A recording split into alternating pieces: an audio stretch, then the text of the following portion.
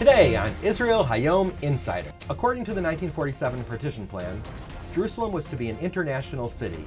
The plan was never implemented. The Holy City ended up divided and disputed, and most embassies to Israel chose to be located in Tel Aviv, at least until Jerusalem's status could be resolved. In 2006, the last of a handful of embassies in Jerusalem closed. But on May 14th of this year, the United States controversially moved its embassy from Tel Aviv to Jerusalem, and since then, Guatemala and Paraguay have done the same, and more countries may follow.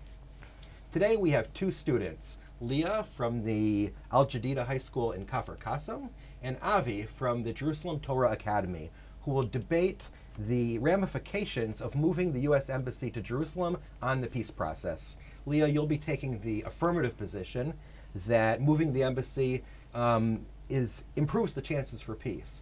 And Avi, you'll be taking the negative position that it's detrimental to peace. Leah, the floor is yours. Thank you. By moving the U.S. Embassy to Jerusalem, the U.S. demonstrates as far from retreating as possible from the word and the region itself.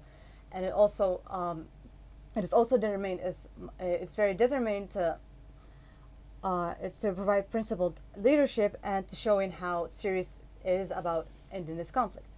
This is also part of recognizing both the rights and legitimacy of both people in Jerusalem. It is also putting more international focus, and having more international actors put more focus on the status of Jerusalem, therefore putting more pressure on Israel into resolving the issue. Avi, what's your position? The harm that the embassy move has inflicted upon the peace process is clear from multiple perspectives. Firstly, the international community, from the international perspective, it has just increased tension in the area. And then from the Palestinian perspective, it has just humiliated them and pushed them farther from the diplomatic means of attempting to attain national realization and sovereignty to the more violent option. And from the Israeli point of view, we see that now with the more desperate and the more hostile Palestinian opposition, Israeli citizens are less safe in their own home. All that this unwelcome and aggressive political stunt has added to the conflict is increased tension and a complete polarization of both sides. Avi, do you have a question for Leah?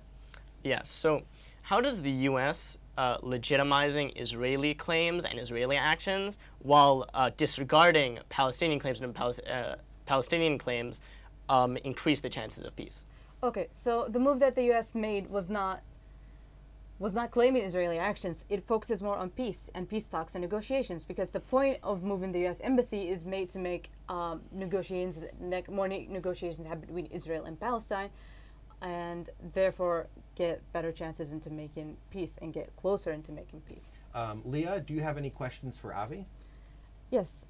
So the tension that you mentioned earlier, can this tension be dealt with in negotiations? Do you think that it could encourage more negotiations, because it's a very intense topic? It's not it's not a topic that could be taken lightly.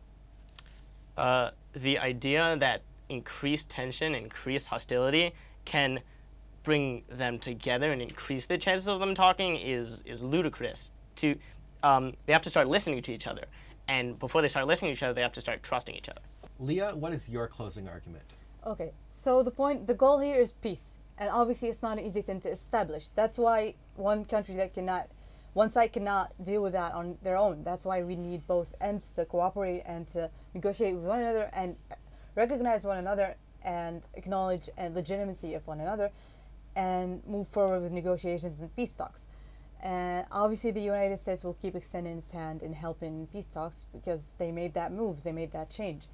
And we also need to focus on what's important here: the quality of life, more infrastructure, and more security and better hospitals, because those are the fundamental rights, the fundamental needs for all citizens, both Israeli and Palestinians. Avi, your closing argument? To achieve peace, we need to get both sides to the negotiating table.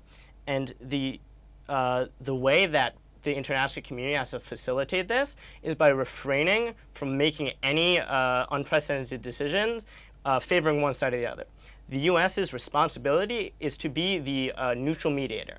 And violating this neutrality by legitimizing one side and not the other, or vice versa, is exactly what the U.S. should be avoiding. Peace will never happen until we start communicating with each other. Leah and Avi, I want to thank you both for this interesting debate, and I want to thank the viewers for continuing to watch us.